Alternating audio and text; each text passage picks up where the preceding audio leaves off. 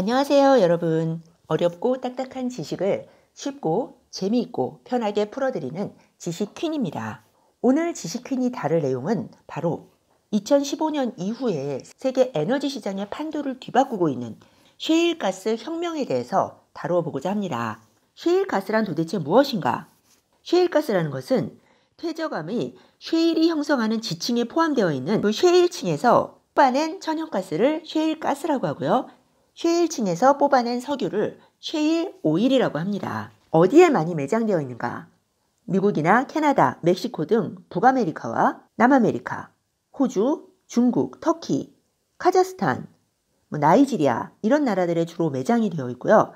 지금 전 세계가 경쟁적으로 개발하고 있습니다. 이 셰일가스와 셰일 오일은 2014년도, 2015년도 이후에 저유가 상황을 만들어내면서 물론 셰일가스만으로 저유가 상황이 초래되지는 않았죠. 금융위기로 인한 세계 경기 불황으로 인해서 사실 석유 수요가 급감하면서 저유가 상황이 이어졌는데요. 거기에 셰일가스 혁명이 직격탄을 날렸던 거죠. 그래서 2014년도와 2015년도 이후에 전 세계에 힘의 균형을 재편하고 있다라는 평가를 받고 있습니다. 셰일가스와 셰일 오일은 어떻게 추출을 하는가? 한번 살펴보겠습니다. 모래와 물 그리고 화학용품의 혼합물을 강한 기압으로 분사해서 채취를 해야 한다고 해요. 그런데 깊이 매장되어 있는 셰일층에서 채취를 해내야 되기 때문에 채구루에 폐수가 굉장히 많이 발생을 한다고 해요. 그런 그 폐수가 지하수로 흘러들어가면 지하수가 오염이 되겠죠. 그리고 깊은 지층에서 채취를 해내기 때문에 지반 침하 우려가 있다고 합니다. 그래서 셰일가스 개발 반대 운동이 서서히 이제 수면 위로 떠오르고 있는 것이죠. 지층 깊은 곳에 매장되어 있기 때문에 아직은 공정에 드는 단가가 높다고 합니다. 그래서 전통적인 천연가스나 원유, 시추 비용에 비해서 원가가 높고 경제적인 효용이 아직 낮아요. 그럼 두 번째, 세계 경제와 세계 산업에 어떤 영향을 미치고 있는가? 세계 산업에는, 세계 에너지 시장에는 혁명적인 지각 변동을 일으키고 있는데요. 제일 먼저 석유를 많이 소비하는 산업에 당연히 영향을 많이 미쳤죠. 지금 세계 경제에는 석유를 소비하지 않은 산업이라는 것은 거의 없습니다. 하지만 대표적으로 기름을 많이 소비하는 산업이 바로 자동차 산업이죠.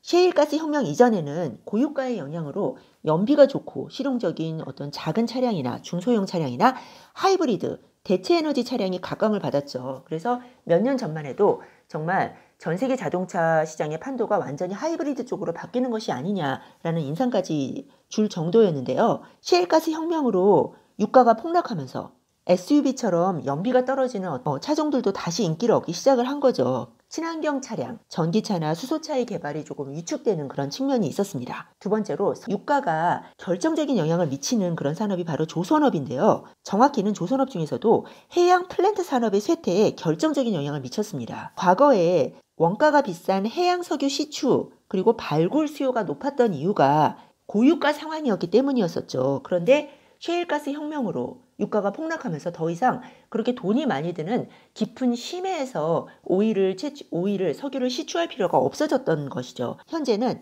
해양 플랜트나 드릴십의 발주가 싹 끊겨버렸습니다. 그 대신에 LNG, 어차피 셰일가스도 나중에 LNG선으로 운반을 해야 되기 때문에 LNG 운반선의 대호황의 시대가 이제 시작되고 있는 것이죠. 뒤에서 다루겠지만 이건 한국 경제에 굉장히 다행스러운 신호인데요. 거의 고사 직전까지 몰렸던 한국 조선업계가 다시 숨통을 틔우는 그런 계기가 되고 있습니다. 지금 기사들도 속속 나오고 있어요. 조선업 전체의 호황은 아니지만 회복에 물꼬를 트고 있는 것만은 분명합니다. 현 인류의 고질적인 걱정이 하나 있었잖아요. 에너지가 고갈되면 땅속에 묻혀있는 석유나 석탄이나 이런 에너지를 다 쓰면 과연 우리는 무엇으로 살아갈 것인가 라는 그런 문제가 있었는데요. 이 에너지 문제를 200년은 뒤로 미루는 효과를 가져왔습니다. 왜냐하면 현재 밝혀진 셰일가스 매장량만 해도 현 인류가 지금 수준에서 200년은 그냥 채취해서 쓰기만 해도 충분히 조달할 수 있는 그런 양이라고 합니다. 그럼 두 번째로 국제 정치학적인 의미를 한번 살펴보겠습니다. 셰일가스 혁명으로 인해서 사실 가장 큰 피해를 본 나라가 바로 러시아죠. 러시아는 석유, 에너지 수출로 과거 구소련의 영광을 재현하려는 그런 야심을 갖고 있었어요. 그런데 고유가가 저유가로 바뀌면서 러시아 경제가 모라토리엄 직전까지 몰렸던 것이죠. 그래서 더 이상 이제는 미국과 어깨를 겨루는 패권국이 될 야망은 사라져버렸다고 봐도 과언이 아닐 것 같습니다. 그리고 남미 경제에도 아주 부정적인 영향을 미쳤죠. 대표적인 나라가 베네수엘라인데요. 베네수엘라는 지금 국가 경제가 거의 파탄이 나고 있는 것이죠. 러시아는 미국이 가장 견제하는 국가이고 베네수엘라는 남미에서 대표적인 반미 국가거든요. 그러면 이 나라들을 다스리기 위해서 패권을 강화하기 위해서 미국이 일부러 저유가를 조장했다라는 그런 시각도 있었습니다. 분명히. 그런데 그렇게 보기에는 사실 약간 어려운 점이 있어요. 왜냐하면 2008년도 금융위기 이후에 미국도 위기를 맞았죠. 그 위기를 탈출할 수 있었던 가장 큰 원인 중에 하나가 셰일가스로 보고 있거든요.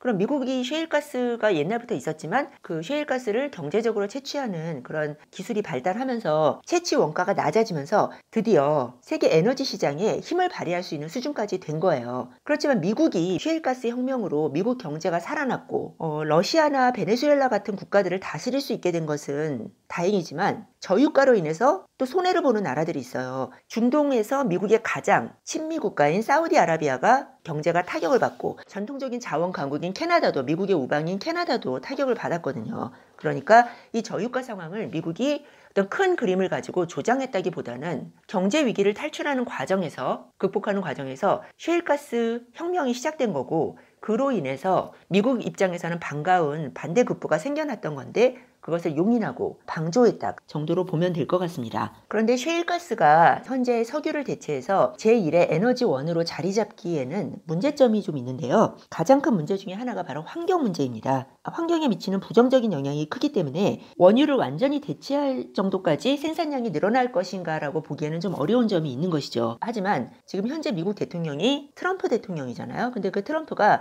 환경 문제에 대해서는 별로 신경을 쓰지 않는 대통령이죠. 신기업, 일자리 창출에 가장 큰 우선순위를 두고 있는 대통령이기 때문에 사실 이런 환경 우려 같은 것은 간단히 무시해버릴 수가 있는 거예요.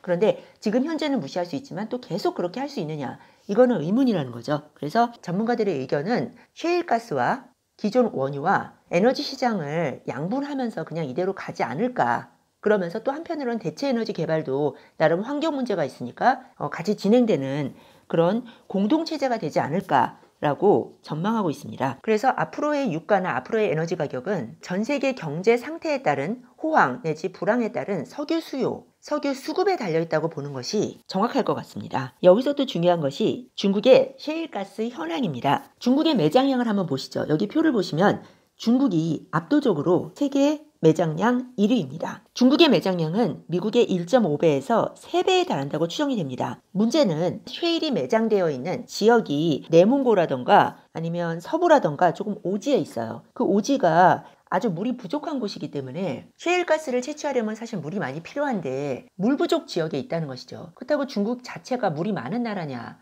물이 풍부한 나라냐? 그게 아니잖아요. 중국이 물 부족으로 또 유명한 국가이기 때문에 물이 많이 필요한 셰일가스를 물 부족 지역에서 대대적으로 개발하기에는 지금 문제가 있는 것이죠. 또 기술력도 문제가 있다고 합니다. 미국처럼 원가를 획기적으로 낮출 수 있는 기술을 현재 보유하고 있지 않고 그 기술을 앞으로 갖출 수는 있겠지만 시간이 걸린다는 것이죠. 5년이 걸릴지 10년이 걸릴지 그것은 지금 현재로서는 알 수 없고요. 또 가격 경쟁력을 갖춘 셰일 오일을 뽑아내기에는 인프라가 또 부족합니다. 또 셰일가스가 매장되어 있는 지역이 전통적으로 오지이기 때문에 특히 더 인프라 부족 문제가 심각한 것이죠. 하지만 중국이 이렇게 막대한 셰일 자원을 보유하고 있다는 것은 중국에게도 우리나라에게도 전 세계에게도 어떤 상당한 의미를 갖고 있는 것이죠. 중국이 땅도 넓고 인구도 많지만 경제적인 잠재력도 크지만 사실 에너지가 많이 부족했잖아요. 에너지를 거의 석유 수입에 의존하고 있는데 앞으로 기술이 발전돼서 물 부족 상황이 개선이 돼서 에너지 자립을 갖추게 될지 그것은 이제 지켜봐야 될 문제인 것 같습니다. 또 미국도 이 문제를 굉장히 주시하고 있을 테고요. 사실 중국의 대규모 셰일가스 채취는 미국보다는 지금 현재로서는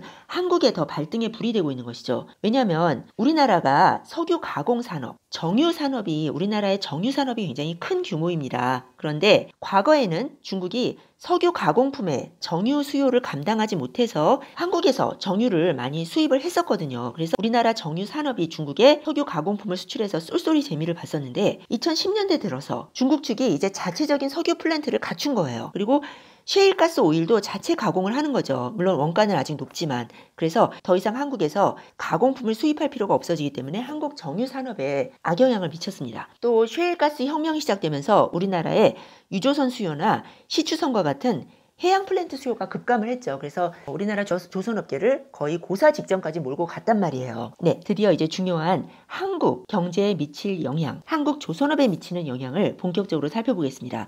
사실 한국은 저유가 상황으로 조선업이 거의 고사 직전까지 갔습니다. 2015년도에 메이저 조선사가 적게는 수천억 원에서 1조 원에 이르는 적자를 냈는데 이 이유가 뭐였냐면 고유가 시절에 산유국들이 해양 플랜트들을 대거 주문을 한 거예요. 그리고서는 저유가가 시작되니까 더 이상 채산성이 맞지 않는다고 그 주문을 다 싹 취소를 한 겁니다. 그래서 지금 한국 조선업계가 엄청난 불황에 시달려야 했죠. 다행히도 최근에 셰일가스로 인해서 이 셰일가스로 망할 직전에 놓였던 조선업계에 볕이 들고 있는데요. 그게 왜 그러냐면 셰일가스로 인해서 미국이 이제 LNG를 많이 생산을 하게 된 거죠. 그런 것을 외국에 수출을 해야 되는데 그 LNG를 운반할 LNG 선박에 대한 수요가 폭발적으로 다시 늘고 있는 것이죠. 또 중국은 그 자체 환경 문제가 굉장히 심각합니다. 중국 정부가 현재 정부가 정통성을 지닌 집단이 아니잖아요. 국민들의 선거로 뽑힌 그런 정부가 아니라 공산당이 독재를 하고 있는 그런 정치 체제란 말이죠. 그런데 지금 환경 문제가 굉장히 심각하거든요. 중국 대도시의 환경 문제가 너무 심각하기 때문에 이게 정부에 대한 가장 큰 불만이 되고 있어요. 국민들의 불만을 가라앉히기 위해서 석탄 수요를 줄이고 천연가스 쪽으로 소비를 유도하고 있거든요. 그러면 대체적으로 충분한 LNG를 가공할 그런 상황은 되지 않으니까 외부에서 조달을 해와야 되는데 그러려면 LNG 이동선에 대한 수요가 지금 늘어나고 있는 것입니다. 그런데 이 LNG 선박이라는 것은 높은 기술력을 필요로 하기 때문에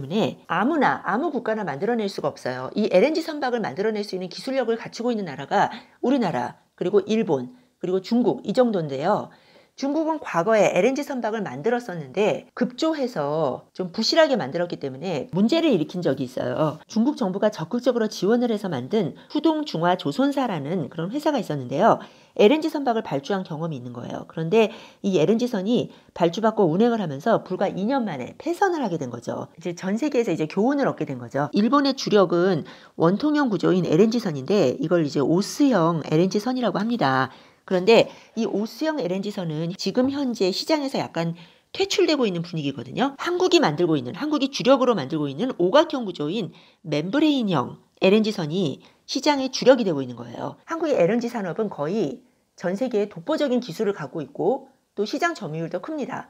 LNG선 수요가 증가를 하면 당연히 한국 조선업이 부활할 그런 가능성도 높은 것이죠. 그래서 우리나라 조선업을 고사 직전까지 몰고 갔던 셰일가스가 조선업의 숨통을 터주는 아이러니컬한 그런 상황인 것 같습니다. 영국의 선박 전문 연구기관인 클락슨사에 따르면 작년 전 세계 신규 선박 발주량이 2,860만 톤이라고 합니다. 그런데 그 중에 44%인 1,263만 톤을 한국에서 수주를 한 거예요.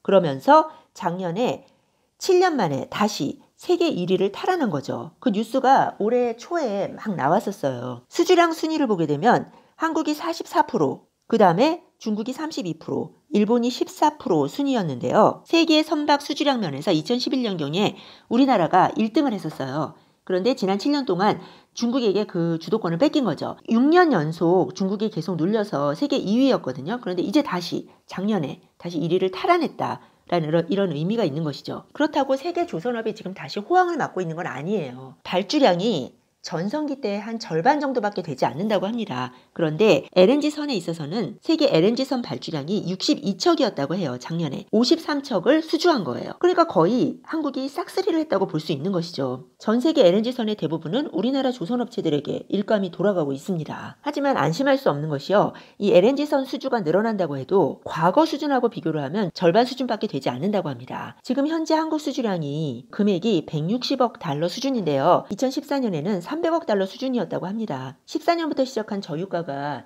선박 수주량을 절반으로 급감시킨 것이죠. 더 많은 수주를 따내야 되는 상황인데요. 조선업의 사활이 에너지 시장과 밀접한 불가분의 관계를 맺고 있는데 에너지 시장 자체가 조금 불안하잖아요. 세계 에너지 시장에 또 어떤 변화가 또 일어나서 또 갑자기 수주 가뭄이 찾아올 그런 가능성도 배제할 수가 없는데요. 전문가들 의견으로는 이 LNG선에 대해서만큼은 가장 큰 변수는 중국 경제 상황, 즉 중국 경기와 유가가 될 것으로 보인다고 합니다. 지금 현재 저유가가 지속되고 있고요.